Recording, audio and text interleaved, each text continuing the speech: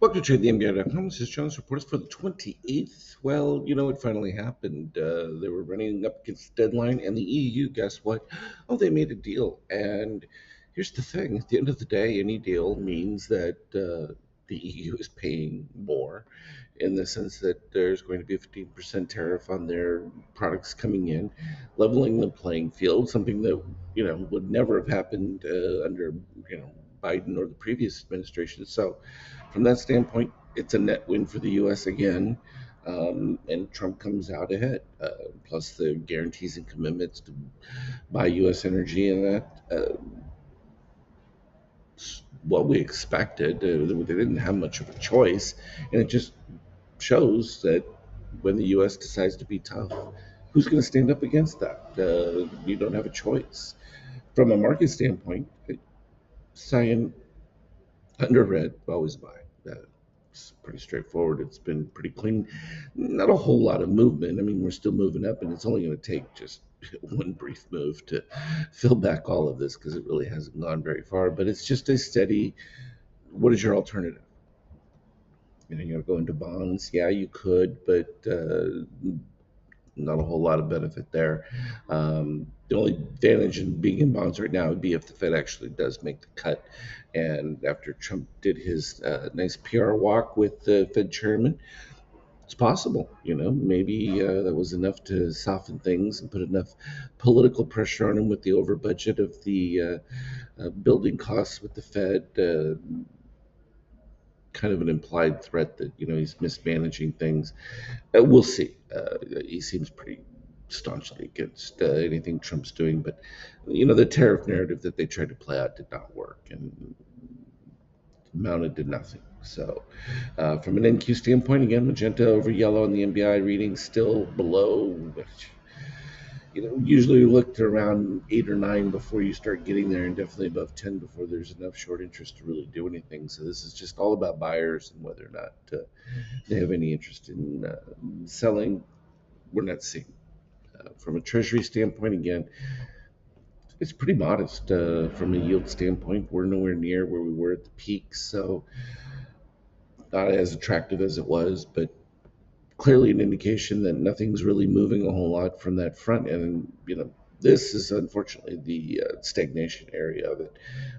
You're seeing decent numbers from a growth standpoint, certainly excellent numbers from a income standpoint for the government, but with oil still where it is, it's difficult to see that kind of like burst spark that takes place when you have like a real dramatic kind of movement. And unless there is some decline in oil prices, makes it a little tough to see some kind of dramatic spark as far as GDP type situation goes.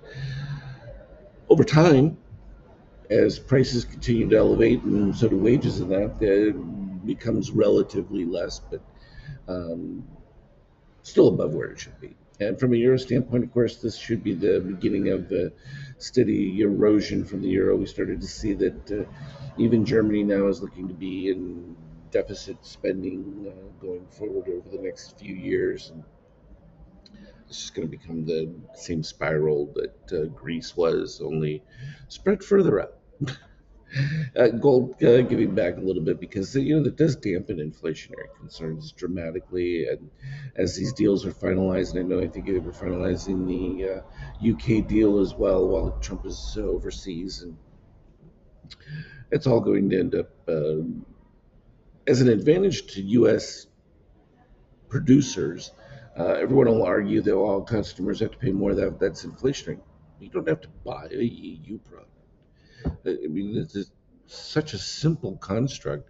They make it sound as though you have to buy a European car. You don't. If you can afford to and want to pay the tariff, go ahead. That's not inflationary. That's just your choice. Uh, I don't know where these people got lost in their understanding of economics.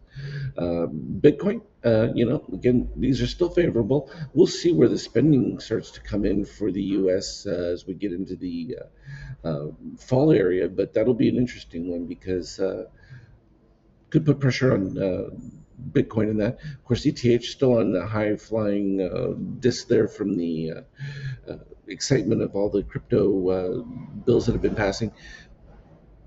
And potentially, if this tokenization, which is what everyone's been working towards, starts to move, that's the platform. And so the catch up to Bitcoin's mediocre rise definitely in play. So we've seen just that kind of switch where Bitcoin is now softened.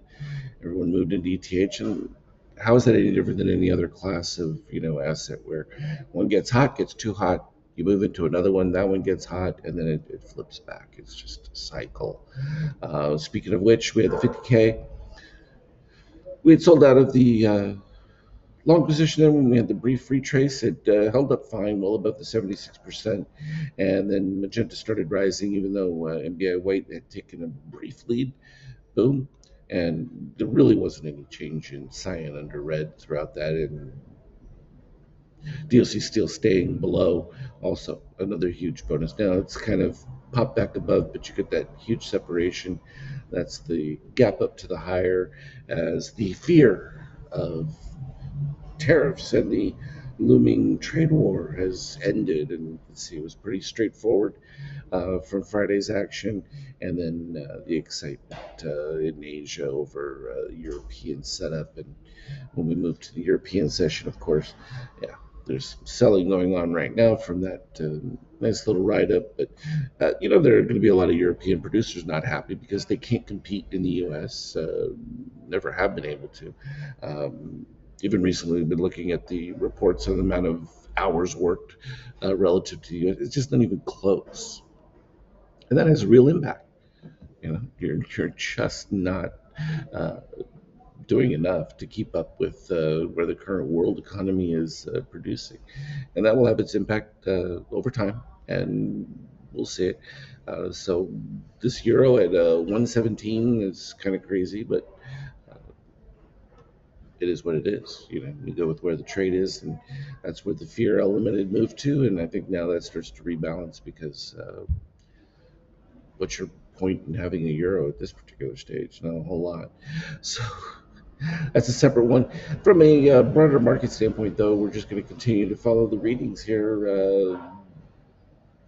Volatility is still good for most days, but it's probably going to start to smooth out a little bit simply because there's fewer unknowns. And so it's going to take more dramatic surprises to cause any kind of real ripple at this particular stage now. So that makes for a little bit easier move. And of course, uh, Canada, I think, will probably be the only one left then on the trade side of it before the August deadline. We'll see how recalcitrant they are, but it's not going to work out well for them either. So it's pretty sad. As always, anything relevant, I'll put this the team chat. Have a good one. Trade well.